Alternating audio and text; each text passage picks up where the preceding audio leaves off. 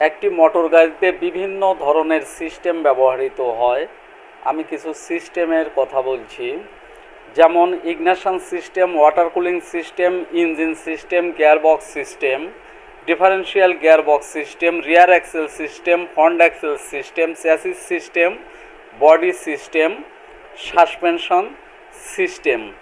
আমরা যদি সিস্টেম অনুসারে একটি গাড়ি সম্পর্কে জানতে চাই, সেক্ষেত্রে সিস্টেম অনুযায়ী আগালে আমরা একটি গাড়ির অনেক কিছু জানতে পারবো এবং সিস্টেম অনুযায়ী আগালে কোন সিস্টেমে কি কি পার্টস থাকে সে সম্পর্কে আমরা ভালোভাবে শনাক্ত করতে পারবো এবং পার্টসটি চিনতে পারবো। এটাই সিস্টেম অনুসারে আগানোর নিয়ম। তাহলে ভালোভাবে একটি ড্রাইভার তৈরি হবে এবং সে গাড়ি সম্পর্কে